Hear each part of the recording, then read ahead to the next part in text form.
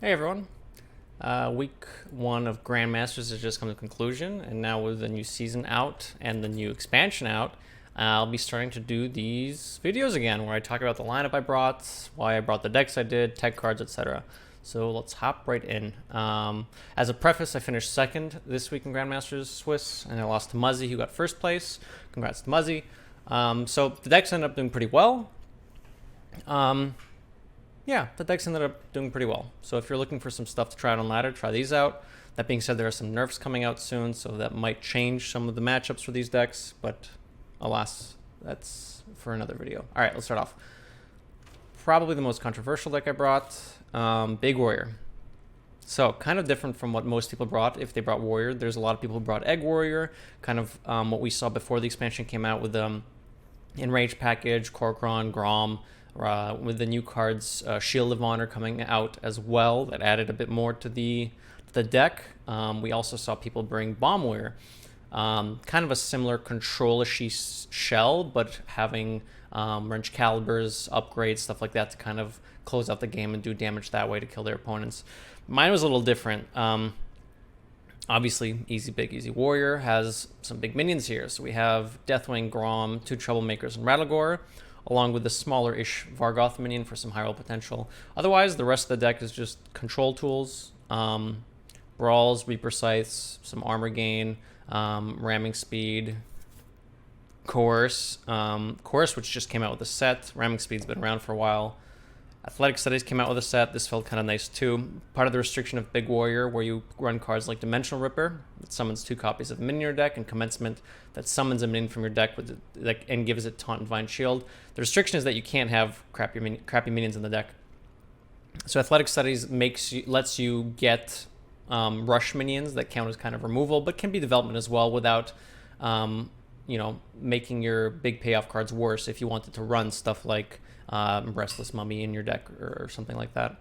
So this ended up feeling pretty nice. I think I would probably end up changing a couple of cards going forward, but overall I was pretty happy with the deck. Performed pretty nicely. Reaper Scythe, Ramming Speed, Blade Storm, all really good tools to deal with Druid. I should point out that my idea for this week was to kind of shut out Druid, because I'm pretty sure almost every single person brought Druid, and if I could kind of shut that out, it'd be pretty nice. And I felt this performed very well against Druid with stuff like Ramming Speed to deal with Guardian Animals, which when you use it on a Hydra, Cave Thresher, Lake Thresher, it attacking the minion next to it also counts as it cleaving into itself. So this being an inclusion in Guardian Animals Druid ended up being really nice to have Ramming Speed as a tech card in there. Coerce to deal with big minions once they use Survival of the Fittest and stuff like that. And it's still just decent hard removal where you don't need too much of restriction. At 3 mana, it is a little tough to combo it early on, but later on it ends up being pretty easy to combo. And there are some ways in the deck to combo it pretty effectively. Slam, Sword and Board, Athletic Studies as well. Yeah, pretty happy with the deck. This was actually my worst performing deck win rate wise, but I think I got Skamaz in quite a few games, so I'm not too surprised that the stats show that. The sample size was still relatively small in the tournament, but pretty happy with this deck. Ended up being pretty nice. Second up, Galakrond Warlock. This was almost 30 cards, the same as old school Galakrond Warlock. There's only 2 cards I changed, or 3 cards I guess I changed. There are a couple of weird tech cards here. Again, I kind of brought this to try and beat Druid. Owl doesn't really hit Druid too much, but I felt it was okay to have as a sort of, I don't have an answer for this right now, let me just Owl and get rid of it, or like not have to worry about it. Owling a KT, an Ironbark Ysera, or an Ironbark anything to try and get lethal. Anything that's Survival of the Fittest buff that I don't want to, nether 1 minion, I could use that as well. It's another card I can dump when I'm trying to tap to get to the end of my deck. The other tech card is called Neophyte, which ended up being pretty okay against Druid, and it was okay against a lot of the other decks that I expected people to bring as well, namely Tempo Mage, which uses a lot of cheap spells, so this can kind of shut out a turn or two from them.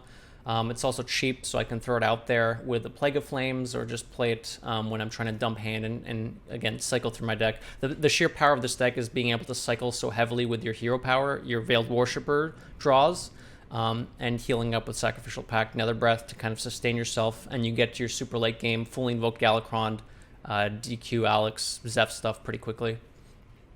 It's ended up really nice. Dark Skies can deal with single minions as well. When you're talking about Druid and when they play Guardian Animals, this generally, on the turn they play out Guardian Animals, whether it's innervated out or ramped into, Dark Skies will generally clear the 2 minions, unless it's Ironbarked, in which case it gets a bit more complicated.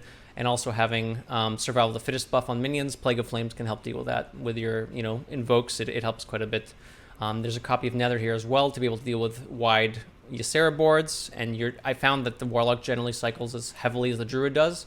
So you'll get to the end of your deck pretty quickly, so by the time they have Ysera, you generally have another. And if you don't, you still occasionally have Zeph to kind of deal with a big board until you can get onto the Nether. So this ended up performing pretty well. It ended up being actually pretty decent in one of my better decks this week. It ended up being pretty decent against Mage as well, without Mage having a lot of direct burst naturally in their deck. Being able to use my life total pretty aggressively to tap and get all the resources to keep clearing the boards and getting my game plan online seemed pretty nice. It worked pretty well in pretty much all the matchups. It struggles a bit against Bomb Wearer, which there was quite a bit of, and I think in retrospect I probably would have taken out either an Owl or a Neophyte for an Ooze, maybe something like that, some sort of weapon removal tech. But otherwise I was pretty happy with this deck. It still has a decent matchup spread. I felt like tailored against Druid, it worked really well against Druid when you have the tech cards for it. But it might not be as good in different formats where you can probably find better decks that have overall better spreads than Galakrond Warlock may have. Third up, Survival of the Fittest, Guardian Animals Druid.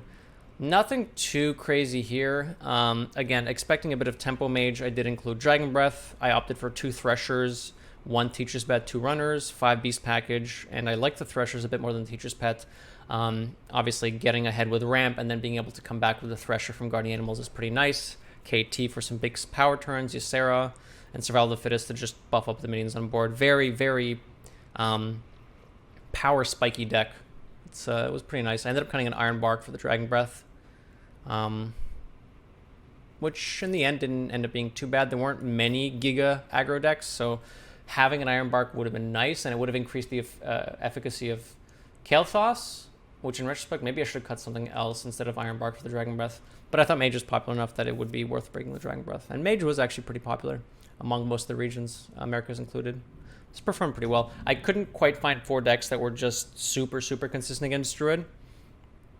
So I thought I'd end up just bringing Druid myself, and either, obviously, if I can't win the Mirror, unlucky, but my other 2 decks are lined up pretty nicely against the Mirror, and I thought, whatever, this should get a win in against the other decks, because I don't think too many people are going to bring a completely anti-Druid strat. Like, even myself bringing an anti-Druid strat, I couldn't really find a good 4th deck, so I said, whatever, Druid's good enough.